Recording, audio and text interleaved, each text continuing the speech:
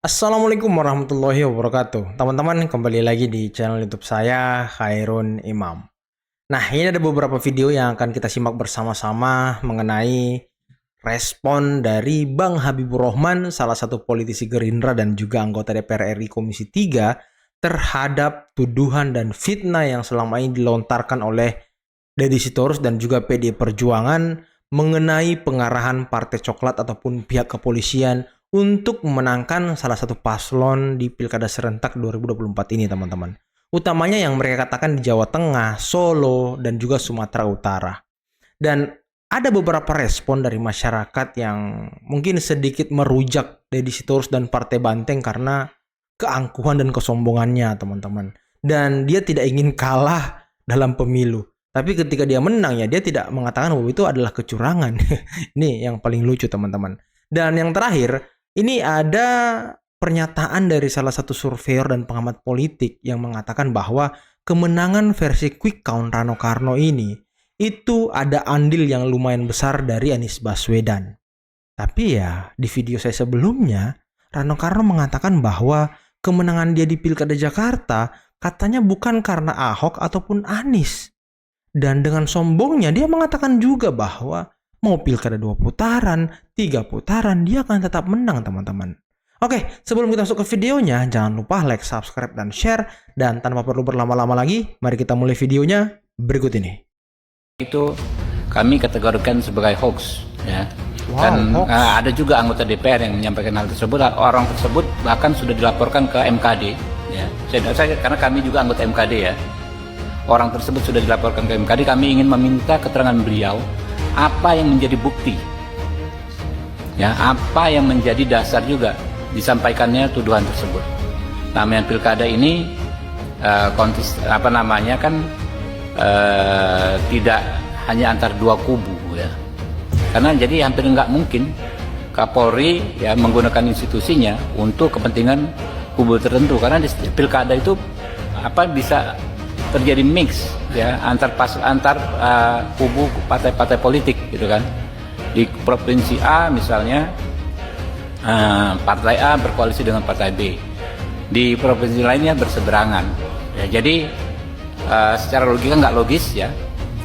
Dan kami minta sesama teman-teman anggota DPR, walaupun kita bebas berpendapat, tapi harus didasarkan pada bukti-bukti yang kuat. Jangan hanya narasi-narasi, karena ini justru lah yang akan bisa menjadi situasi tidak kondusif. Saya dengar orang tersebut sudah dilaporkan di MKD. Saya coba mengingatkan kepada Deddy Sitorus dan juga teman-teman yang ada di PDI Perjuangan, ketika ada saran, ada pendapat untuk mengembalikan Polri di bawah bergabung dengan TNI dan menjadi ABRI ataupun apa nanti namanya, atau di bawah Kemendagri, saya kira ini adalah upaya-upaya yang coba mengkerdilkan kerja-kerja Polri. Karena bagaimanapun juga Polri sudah berupaya untuk menjadi institusi yang baik sebagai penjaga keamanan, pengayom, pelindung masyarakat, dan ini kalaupun ada kekurangan-kekurangan tentu menjadi tugas kita bersama untuk bagaimana menjadikan Polri itu semakin baik, Polri itu semakin sesuai dengan amanah undang-undang menjalankan tugas-tugasnya. Jadi bukan langsung meminta kepada pemerintah untuk mengembalikan Polri itu ke TNI ataupun di bawah Kemendagri. Kita ingat, kalaupun misalnya ada catatan-catatan dari PDI Perjuangan ataupun Deddy Sitorus terkait dengan adanya cawe-cawe Polri di pilkada, tentu ini harus dibuktikan oleh Deddy Sitorus ataupun kader-kader PDI Perjuangan supaya jangan menjadi fitnah. Betul. Kalau cuma omon-omon, ya itu hanya membuat gaduh dan membuat situasi politik dalam negeri tidak kondusif, teman-teman, ya. Ya ada baiknya kumpulkan bukti terus laporkan gitu. Mana? Udah dapat kemarin orang yang mencoblos 10 lembar surat suara untuk pasangan calon nomor 3 di Jakarta? Waduh, siapa tuh? Ketahuan ye. Ketahuan ya. Cie curang teriak curang. Maling teriak maling. Maling teriak maling. Tolong dong, kalau mau curang jangan ketahuan. Oh, itu bukan orang kami itu kubu sebelah. Mereka sengaja melakukannya untuk merusak citra kami. Itu kata kalian karena ketahuan. Tapi kalau nggak ketahuan, nambah suara kalian. Belum daerah lain. Di mana itu? Jakarta Timur. Alah, udah tahu aku permainan kalian. Itu dia ya. Jadi ku bilang sama kalian ya, tolong dulu kalian usut tuntas dulu siapa yang melakukan pencoblosan ulang tersebut. Karena itu menciderai pemilu yang ada di Indonesia ini. Bisa saja dari calon nomor 2 pun. Gak terlalu percaya aku. Boro-boro ngurusin surat suara orang, surat suara dia sendiri pun juga perlu dikhawatirkan. Iya kan? Itu dia. Apalagi ini jujur aja ku bilang, makin lama PDIP makin stres. Makin stres. Karena banyak kali kata-katanya ya yang seolah-olah mereka tidak menerima kekalahan. Memang sulit untuk menerima kekalahan. Lebih gampang untuk menerima kemenangan. Tapi paling tidak kalau kalian sulit menerima kekalahan, akuilah kemenangan lawan. Akui kemenangan lawan. Itulah kata-kata hari ini. Kalau kalian sulit menerima kekalahan, kalau kalian sulit menerima kekalahan, ya paling tidak kalian bisa mengakui kemenangan lawan. Sungguh indah kata-kata itu untuk kuucapkan, tapi sulit untuk kalian praktekkan. Aku jujur aja lo ku bilang ya kan, udahlah kalah sombong pula, kalah aja.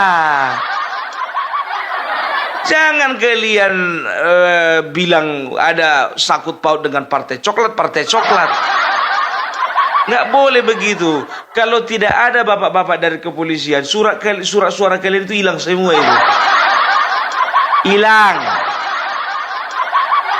Nggak usah kayak gitu bro ya. Jadi jangan kalian framing, kalian bentur-benturkan masyarakat dengan kepolisian. Udah nggak bisa lagi. Betul, jangan dibenturkan. Betul. Nggak bisa. Ya, jadi kalau ku bilang sama kalian ya, cobalah tolong kalian itu yang pertama introspeksi diri, yang kedua evaluasi diri, baru yang ketiga pelajari bagaimana cara-cara kalian untuk memenangkan 2029 lagi. Karena apa? 2024 ini anggaplah ini tahun sial bagi kalian. Mandi kembang dulu kalian rame-rame, potong rambut,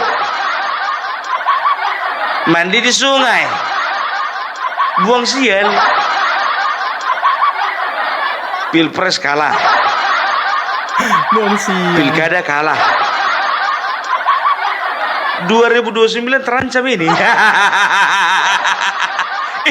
Dari mana kau tahu pun begini? Logika begini.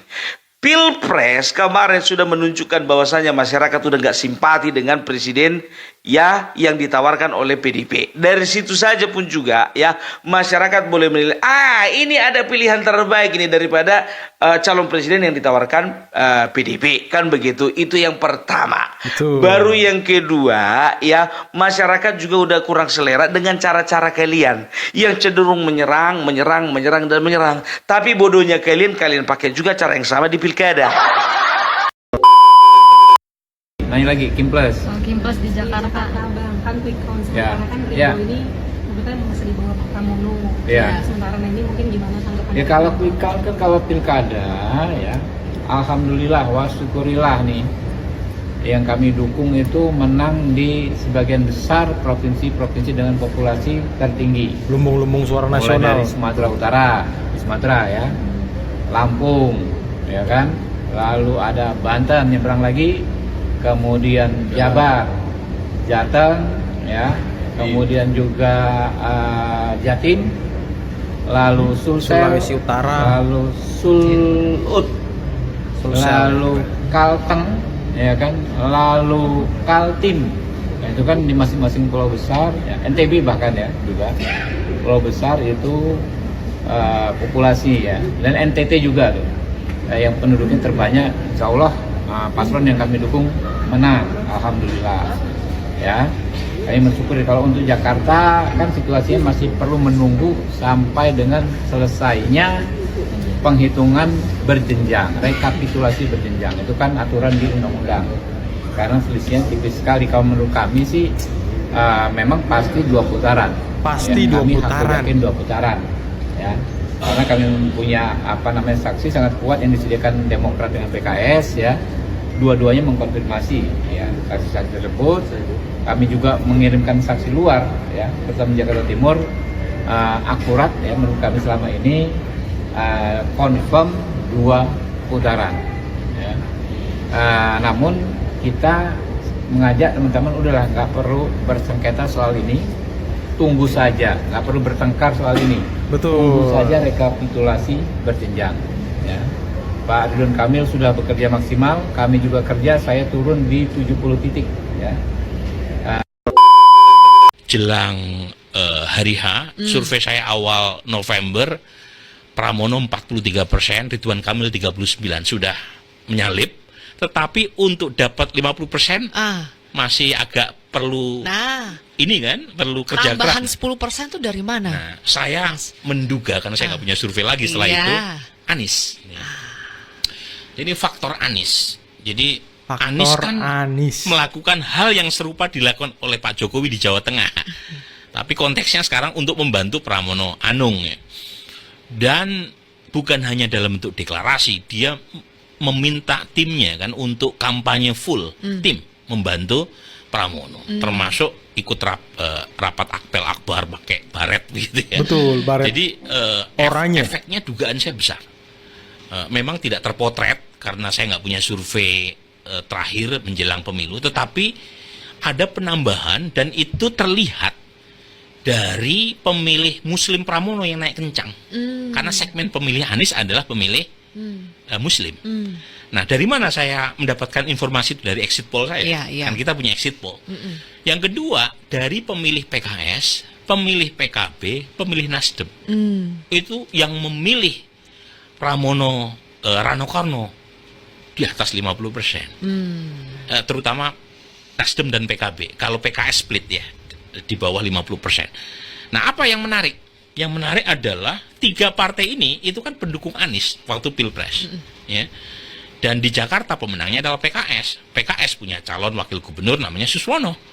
Jadi ketika mesin partainya itu ngadat, ya, yang mendukung Ridwan Kamil, sementara penumpangnya ikut Pramono Rano Karno, ya tinggal menunggu waktu.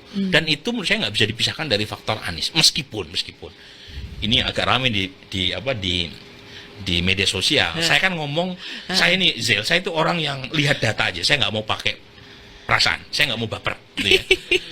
Jadi dari dulu misalnya saya ikut tanda tangan petisi anti dinasti, tapi ketika data mengatakan Gibran ternyata punya efek positif buat Prabowo, ya saya akan bilang meskipun itu nggak sesuai dengan preferensi saya, tapi Data yang kita mengatakan, sebagai ya. saintis diajarkan oleh guru saya, data adalah data, opini itu gratisan.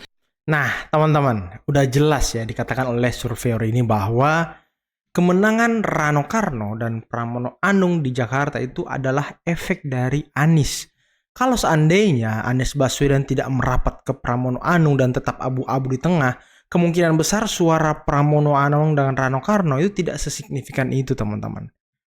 Dan inilah mungkin sikap kesombongan dari Rano Karno yang kalau, ya tadi sudah kita dengarkan kata Bang Habibur Rahman, hakul yakin Pilkada Jakarta 2 putaran dengan melihat survei dan quick count. Nah, quick count-nya ini kan cuma 50%, sekian ya, tidak sampai 51 dan 52. Nah, kata beberapa peneliti surveyor ya margin errornya itu ya 1% sampai 2%. Jadi ya kalau quick count-nya 50,4, 50,5 bisa saja hasil real count-nya nanti perhitungan manualnya bisa 49,5 atau 51,5. Nah, tergantung teman-teman. Nah, kalau saja 2 putaran, nah siap-siap saja. Siap-siap saja. Kemungkinan besar kesombongan Rano Karno dan juga PDIP akan rungkat dan ditumbangkan oleh Kim Plus. Dan ya seperti yang kalian ketahui bahwa ya nanti kalau putaran kedua sepertinya semua mesin-mesin partai pendukung dari Ridho itu akan full all in di Jakarta karena mungkin sisa ini misinya gitu ya kan, dan di daerah lain sudah selesai pilkadanya. Dan tadi ada beberapa tanggapan dari Bang Habibur Rahman mengenai statement-statement Deddy Sitorus yang mengatakan bahwa Polri terlibat untuk memenangkan salah satu paslon di pilkada serentak, dan itu ditantang oleh Bang Habibur Rahman untuk membuktikan, dan dia sudah dilaporkan ke Mahkamah Kehormatan Dewan karena dia kan anggota dewan. Jadi harus membuktikan omongannya teman-teman. Jangan hanya omong-omong konferensi pers tanpa melaporkan hal tersebut teman-teman. Karena kita kan butuh perbaikan. Kalau memang ada yang terlibat, oknum-oknum terlibat, ya oke, diproses gitu. Laporkan, sertakan buktinya, biar semua terang benderang, tidak hanya menjadi omon-omon yang mengawang-awang, yang menjadi bahan diskusi, bahan debat di media sosial. Ini kan tidak baik teman-teman. Dan semoga saja nanti pilkada dua putaran agar Rano Karno menggigit jarinya lagi teman-teman. Oke, mungkin cukup sekian dulu video kali ini. Jangan lupa like, subscribe, dan share videonya. Akhir kata, billahi taufiq wal hidayah. Wassalamualaikum warahmatullahi wabarakatuh. Bye-bye.